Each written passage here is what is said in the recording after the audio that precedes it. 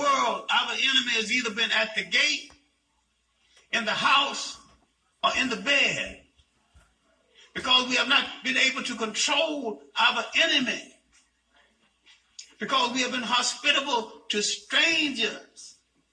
We have not asked the stranger, what is your mission in my house? We have not done what the old black father used to do when the father was truly an image in the house. When you come to court his daughter, on the third visit, the daughter don't show up. And the father comes into the living room and looks you over, says, son, what's your intentions toward my daughter? And if you don't give him an answer, the daughter continues to be late, and you don't come there anymore. Now, we've got a whole continent never been defended militarily. People have been able to just walk in, take what they want. But why haven't we asked these strangers, what is your intention in this house? And if I'm attacked while you're in the house, whose side are you going to be on? And if I'm not satisfied with your answer, the door is over there. The one that let you in will let you out. Now, I want to take a holistic look at African people under siege, not just in Africa, but all over the world. I want to take a look at the propaganda against our mind that makes some of us think that we belong to a separate race that fell off at the moon. We are all one single people. There's only one single African people, though some of them might live in some specks of dust in the Caribbean Sea, and some of them might live in Georgia, and some of them might live in Africa. There's only one African people, and we have one enemy.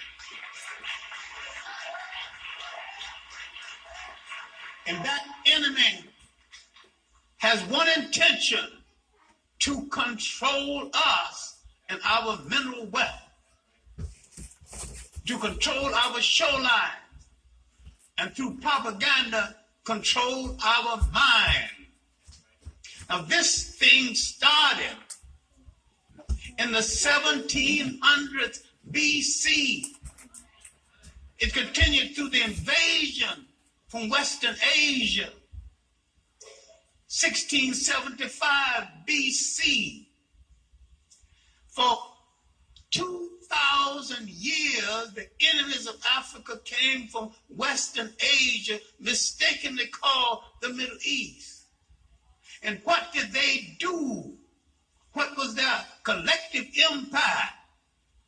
Was to take away from the African's mind through propaganda the concept that the African could control a state.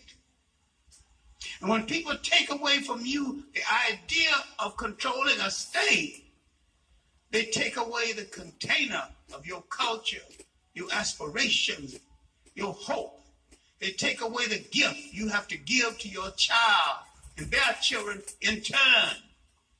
And you are a motherless and a fatherless child politically in the world when someone takes away from you the cover, your clothing, your culture clothing, your political clothing, the idea of controlling a state all by yourself.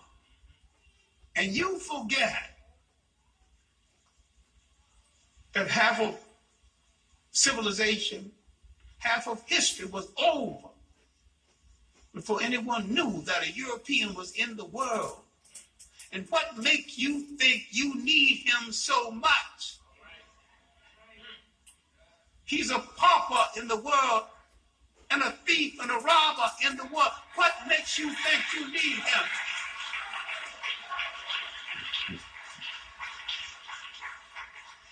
Now, to break the siege of African people, we have to stop playing games with each other. We have have to stop identifying with our oppressor and our colonial master and identify with ourselves as an African people. We have to take our nose out of the air and stop boasting about our Dutch, Scottish grandfathers and uncles. We have to stop saying we are Britishers. Indians. England don't want you as anything other than Or servants. Aborigines. America don't want you as anything other than servants. Because all of these colonial masters you've had want you only as servants after they've had you as slaves. When you identify with them, you're identifying with the people who raped your grandmother, and you're demeaning your children still to be born. Today you have a fight between the Francophone African and the Anglophone African. Who is superior? They both talk about French culture and English culture. They both talk about an oppressor's culture. They're not arguing about African language now. Who speaks Wolof? Who speaks Zulu? Who speaks Ashanti? Who speaks French and who speaks English? They both got their nose in the air looking down on each other over a foreigner's language. It's not their mother tongue. Who the hell cares about either one of them?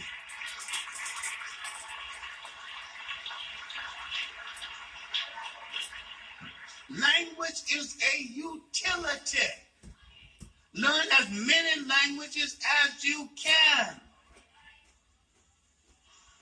It's an employment calling card. But don't get so romanticized because you speak French. You are French.